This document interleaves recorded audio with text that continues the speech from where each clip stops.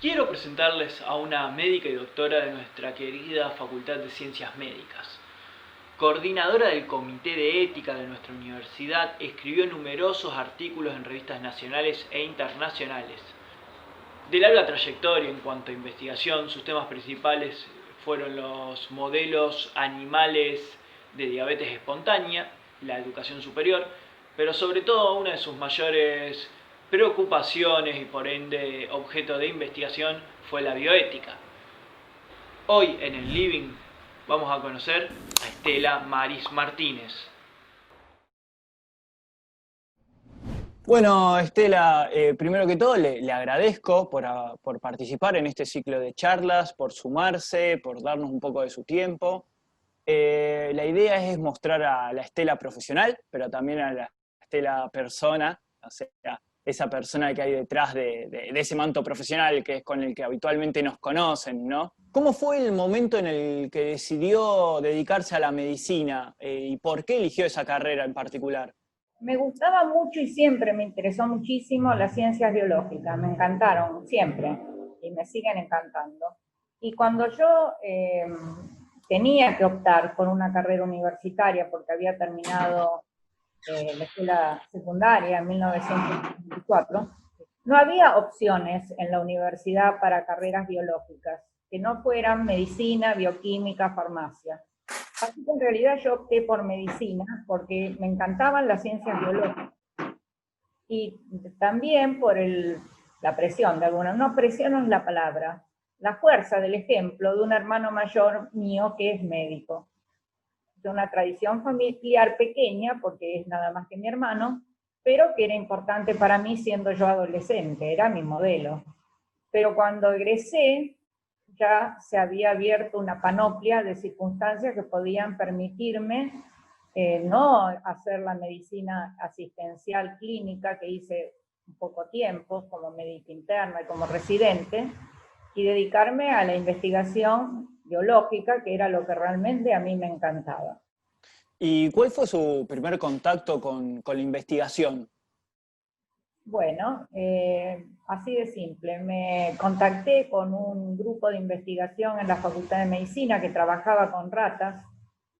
Yo estaba haciendo la residencia en ese momento, en el Hospital Centenario, gloriosos momentos en que los hospitales universitarios eran exactamente de la universidad, se iba a perder con el proceso.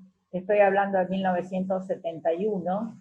Me acerqué a un grupo que hacía investigación en comportamiento animal. Ese fue mi primer grupo y trabajábamos con ratas en una rama nueva que se llamó etología y que fue premiada casualmente con el premio Nobel, las 3 personas más destacadas, en 1973, justo cuando nosotros empezábamos. Sé que era una cosa en auge, ¿no? Pero estábamos en esa disciplina completamente nueva que teníamos que explicarle porque ni siquiera había personas en la Argentina que se dedicaran al tema. De alguna manera hicimos punta, publicamos bien. Así que bueno, eso fue mi inicio. En ratas de laboratorio. ¿Y cómo viró esto? A ver, ¿cómo viró su carrera de investigación hacia la ética? ¿Cuándo se empezó a interesar por esa rama, digamos? La ética siempre estuvo de alguna manera en mi subconsciente, podríamos decir.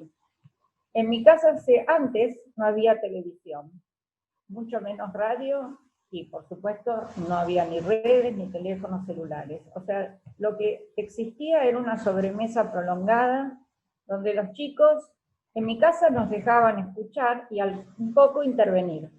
Pero uno se acostumbraba mucho a oír las conversaciones que tenía mi mamá, mi papá, mi hermano mayor, sus amigos, que eran gente, ahora retrospectivamente, muy interesante, que venían a mi casa. Mi mamá cocinaba como los dioses, así que venían frecuentemente a cenar con nosotros. Y después había larguísimas sobremesas, donde se hablaba un poco de todo, y estos temas figuraban.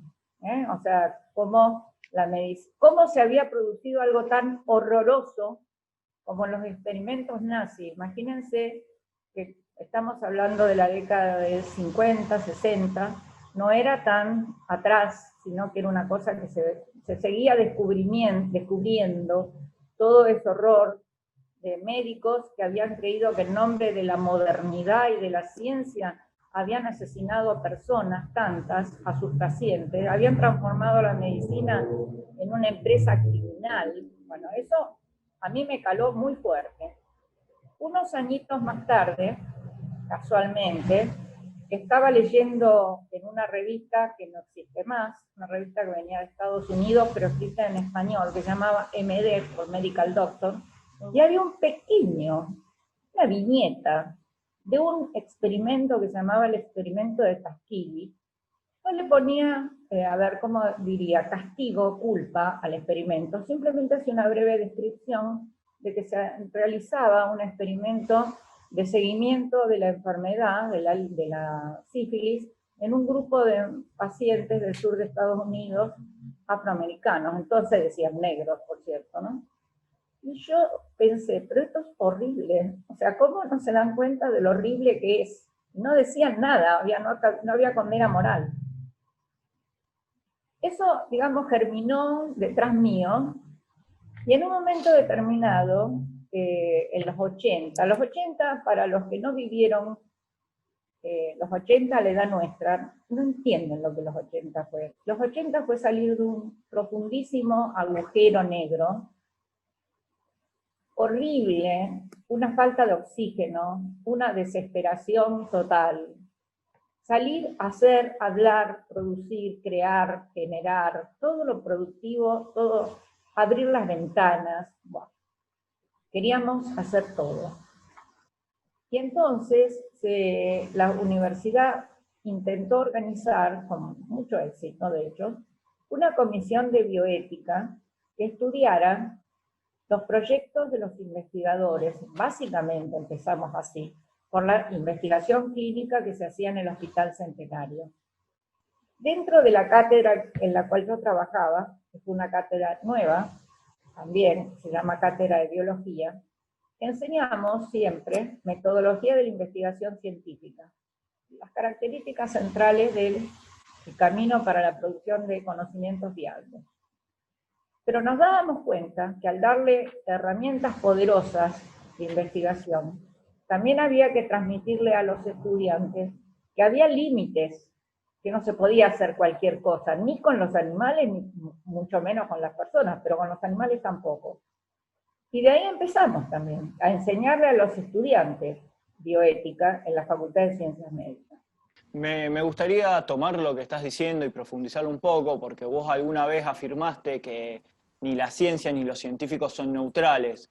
¿Qué herramientas se pueden utilizar para que el científico no sufra esta influencia? ¿Hay alguna herramienta, hay alguna salida a esto? Es un tema muy difícil, porque las tentaciones son enormes para la autojustificación. Y hay algo que en ética se llama la rampa inclinada, ¿no? La pendiente inclinada. El primer paso hacia el abismo es el más fácil de dar y el que más justificaciones tiene. De manera que la autojustificación y, digamos, la tentación de la propaganda bien utilizada, el prestigio social, el dinero que corre a raudales, pueden corromper a la gente, que ni siquiera se da cuenta que está siendo corrompida. Eso es lo triste del asunto.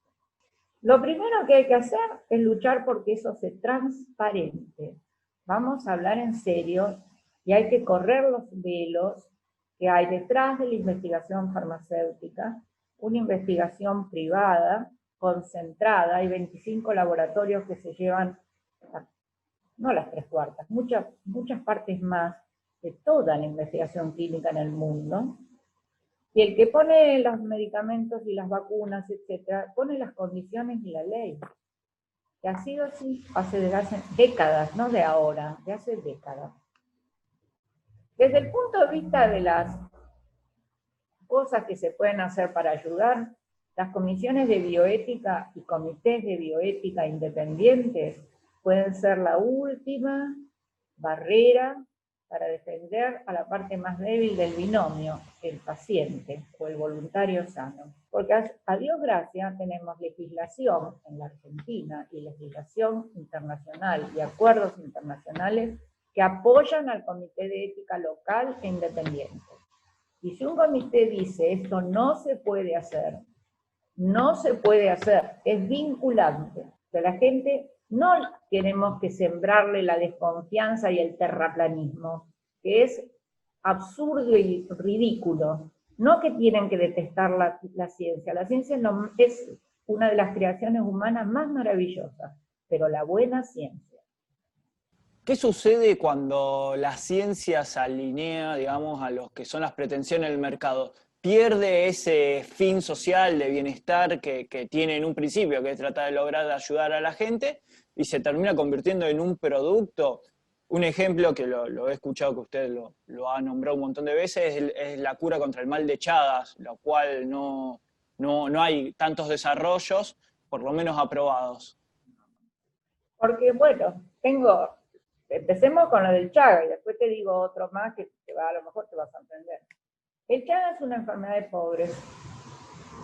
O sea, hay Chagas a partir del Río Grande hacia el sur de Latinoamérica, o sea, del norte de México, el sur de Estados Unidos para abajo, y afecta a la gente que vive en viviendas que no están adecuadas y permiten que se críen las vinchucas en los techos, y tampoco existe un control médico precoz de las picaduras que hacen el Chagas inicial agudo. ¿Por qué una endemia que afecta a miles y miles de compatriotas es descuidada? Solo lo investiga la universidad.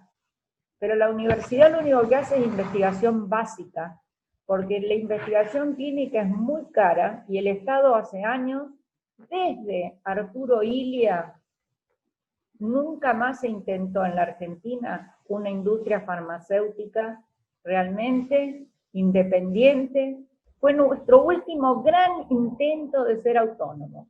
No sé si nos hubiera salido bien o nos hubiera salido mal. De ahí en adelante nunca fuimos capaces de pensar para adentro. Nosotros tomamos los medicamentos que los laboratorios producen y aceptamos lo que los laboratorios nos dicen. Entonces tenemos familias de hipotensores, que todos hacen lo mismo, familias de hipoglucemiantes, que todos hacen lo mismo, pero no tenemos familias de antichagásicos. Tenemos uno solo de la década del 70 que sirve poquito. Y en términos generales, las enfermedades infecciosas han sido tremendamente descuidadas a nivel mundial. ¿A quién le importa eso? ¿Por qué no le importa a nadie? Porque esa enfermedad de pobres, de sidóticos, de gente que no le cambia el pulso a la economía del mundo. Esa es la realidad triste, pero si uno no conoce las cuestiones, no la va a poder cambiar nunca. Primero hay que saberla, y después, no es cuestión de tirarse por la ventana, de pequeñas acciones destinadas a ir mejorando lentamente las cosas. Hoy, bueno, retomando también un poco lo que me estabas planteando, la bioética se enfrenta a múltiples desafíos y escenarios, es decir, como por ejemplo la manipulación genética, los agroquímicos, bueno, todo lo que tiene que ver con la alimentación y cuáles son los productos que justamente producimos. ¿Cuál crees que es el tema principal en donde la ética tiene que estar presente para asegurar que no se hagan desastres? Debería estar en todos ellos. Nosotros somos uno de los 4 países que más agroquímicos usan en el mundo y usamos transgénicos permanentemente. El problema es que no sabemos las consecuencias a largo rato que eso pudiera tener. No se sabe, o sea, estamos trabajando sobre el hecho puntual. Tengo una sequía, produzco o sea, pensamos en chiquito. Tengo una sequía, avanzo con un trigo que resiste a la sequía. La pregunta es, ¿por qué hay sequías? Porque estamos alterando el clima. ¿Qué estamos haciendo para alterar el clima? Porque nunca tuvimos tantas sequías, nunca tuvimos tantos incendios, nunca tuvimos tanto deshielo. Algo debe querer decir lo demás. Ahora, si seguimos con las respuestas puntuales, no vamos a resolver las grandes causas. Y por el otro lado, bueno, el tema de los transgénicos se discute mucho porque existe la posibilidad de que esas modificaciones en las semillas se trasladen a otras semillas, el trigo silvestre, de las variedades silvestres, y causen algún inconveniente, por ejemplo, en los insectos polinizadores. Y hay que decirte más, las empresas que manejan todo esto en el agro están vinculadas a la industria farmacéutica. Son la misma net, la misma red. Estela, en discursos y prácticas, bueno, heredadas de muchos años, persiste esto de la brecha entre lo que son las ciencias sociales y las ciencias naturales. ¿Cree que se debe construir una concepción más amplia donde ambas estén integradas y justamente producir una transdisciplina real? Es un objetivo muy importante. La palabra bioética es un neologismo que habla de insuflar conciencia a la biología, conciencia a la ciencia dura. Uh-huh. Cuestionarse, hacer reflexionar sobre la práctica, eso es algo que es muy poco habitual. Hemingway decía que para ser un gran médico, el médico debió olvidarse de sí mismo.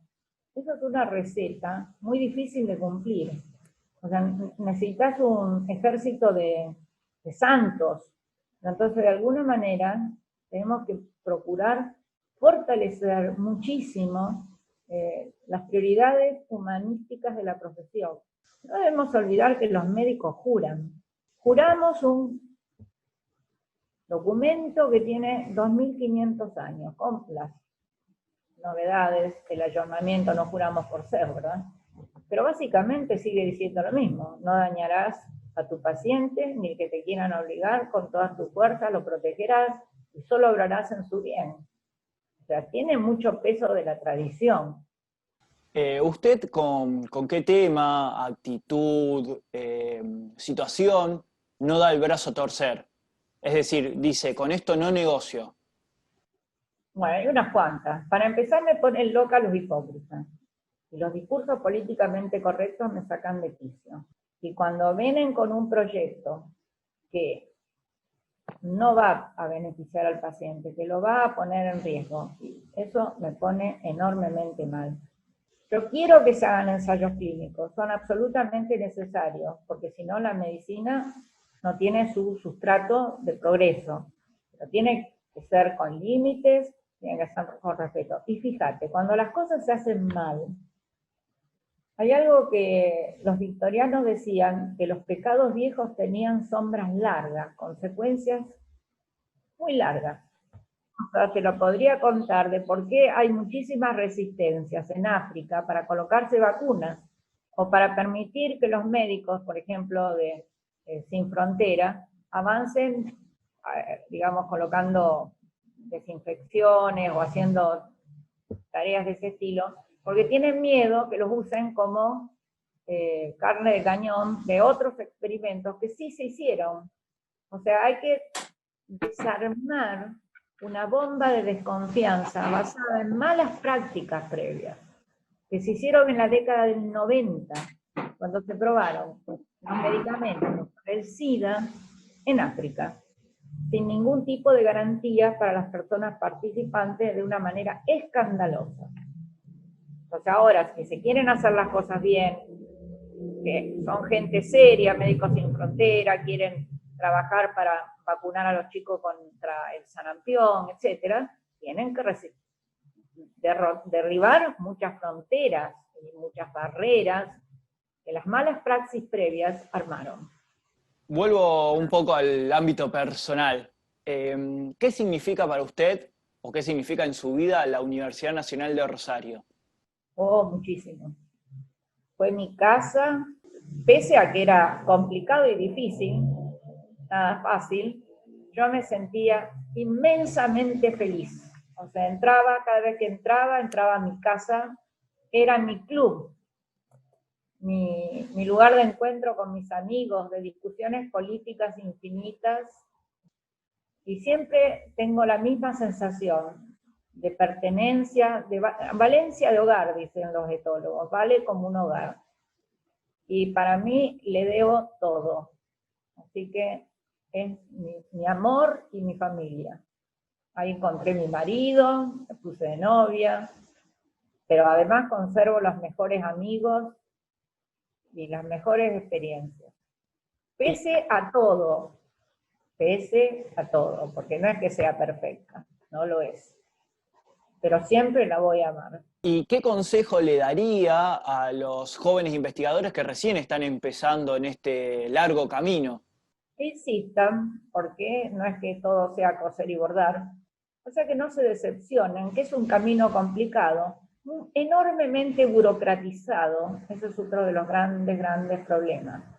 Es una vocación muy fuerte, es maravilloso, cuando vos descubrís algo, cuando te das cuenta de algo, cuando lograste algo, es un placer tan grande que se parece un poco a la paternidad, esa cuestión de hacer algo de la nada o de organizar algo grande de algo chiquito, es muy maravilloso y vale la fuerza perfectamente esforzarse, y los argentinos cuando nos ponemos lo logramos, hasta sin recursos.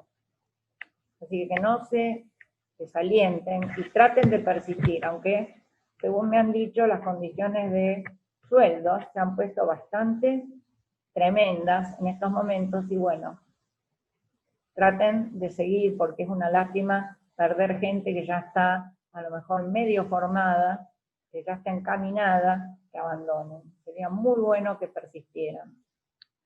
Y para cerrar, te propongo más que una pregunta, es una especie de juego. Yo comienzo la frase y vos la vas a completar con lo que a vos te parezca, una frase corta, un parrafito corto. La frase empieza así. Estela Maris Martínez es, y ahora te toca a vos. Es una persona que intenta comprender, porque toda mi vida he intentado entender, comprender. Las cosas como son, las cosas no son como parecen. O sea, eso es así. Hay una apariencia que no es la verdadera. La comprensión es algo profundo y no me quedo tranquila hasta que no la intento entender. Máxime en una época como esta que estamos padeciendo, la infoxicación. O sea, la intoxicación de una información desmadrada, no purificada, no filtrada, donde una persona aparece diciendo el mismo día 10 cosas distintas, no se entiende, y eso es tremendamente negativo, porque la gente está desesperada por recibir una información que la saque de su desesperación y le dé una luz de esperanza. Hans Jonas, volviendo a la filosofía, dice que es el principio de prudencia. Uno debe ser prudente en lo que hace y prudente en lo que dice, porque si no causa daño, aunque no quiera. Bueno, Estela, te agradezco este tiempo, estos minutos con nosotros para haber participado de la charla. Y bueno, espero que toda esta situación en la que estamos sometidos pase pronto y nos podamos ver las caras. Yo diría, estoy segura de que sí, yo diría a la gente que tenga esperanza y no se rinda.